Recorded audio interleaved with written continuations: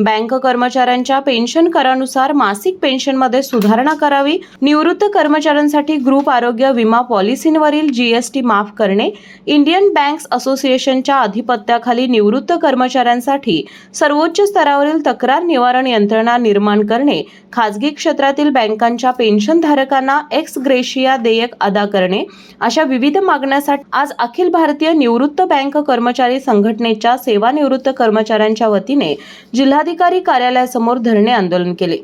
याबाबतचे संघटनेच्या वतीने नायब तहसीलदार नम्रता चौगुले यांना निवेदन देण्यात आले। अनेक सेवानिवृत्त कर्मचारी यांना मिळणारा निवृत्ती वेतन अतिशय तुटपुंज आहे। इतर अनेक संस्थांमध्ये नवीन वेतन आयोगाच्या पगारवाढीनुसार पेन्शन वाढ मिळत आहे। याकडे सरकार जाणून बुजून दुर्लक्ष करीत असल्याचा आरोप आंदोलकांनी केला।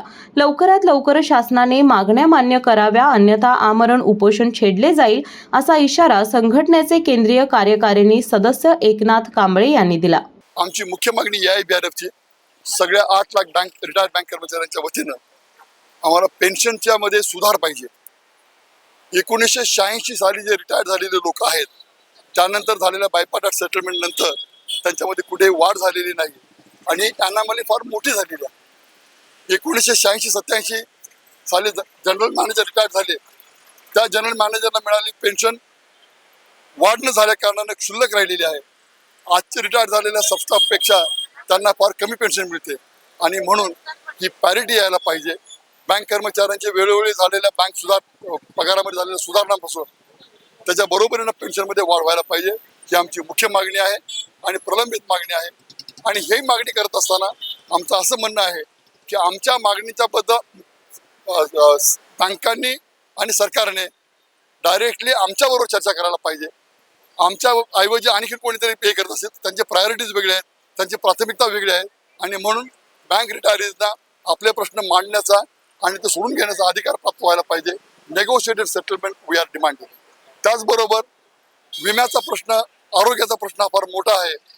बँक कर्मचारी रिटायर झाल्यानंतर आज 15 वर्षानंतर 20 वर्षानंतर त्यांना उद्भवलेले आजार हे पेन्शनमधनं ते करू शकत नाहीत आणि म्हणून आम्हाला विम्याची किंवा आरोग्य विम्याची आम्हाला व्यवस्था व्हायला पाहिजे। त्याच्याऐवजी सरकार त्याच्यावरती आम्ही घेतला असलेल्या विम्याच्या वरती GST लावतो 18%। हे आमच्यावरती अजून मोठा बोजा टाकला जातो।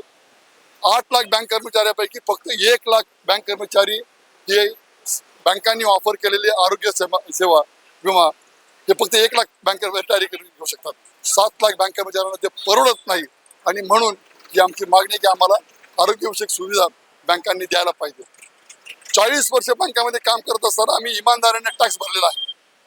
40 वर्ष आम्ही सर्व्हिसमध्ये असताना वेगवेगळे जे काही आहेत, रोड टॅक्स असेल, व्हेकल टॅक्स असेल आणि स्टॅम्प ड्युटीज असेल, हे सगळे भरलेले असताना रिटायरमेंट नंतर सरकारची आमच्याकडे पाहण्याची त्यांची जबाबदारी असली पाहिजे।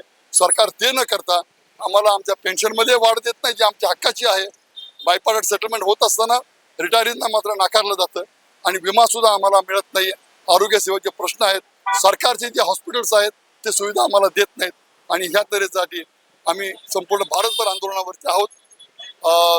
महाराष्ट्रामध्ये आजपर्यंत आम्ही नाशिकमध्ये, सोलापूरमध्ये, आज कोल्हापूरमध्ये धरण्याचा कार्यक्रम आयोजित केलेला आहे। सोमवारी आम्ही पुण्यामध्ये फार मोठ्या प्रमाणामध्ये धरण्याचा कार्यक्रम आयोजित केला आहे।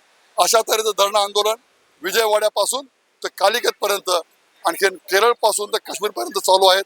यातून आम्ही सरकारचं लक्ष वेधू इच्छितो, नाहीतर मग आम्हाला त्यानंतर आमरण भूक हडताळीसाठी जाण्यासाठी दुसरा पर्याय राहणार नाही आणि म्हणून आमची विनंती आहे सरकारने यामध्ये हस्तक्षेप करावा। यावेळी राज्य समिती महाराष्ट्राचे अध्यक्ष भास्कर भावे, सरचिटणीस दिनार कविश्वर, राजन नेरुळकर, विलास राजमाने, मकरंद करंदीकर यांच्यासह मोठ्या संख्येने सेवानिवृत्त बँक कर्मचारी उपस्थित होते।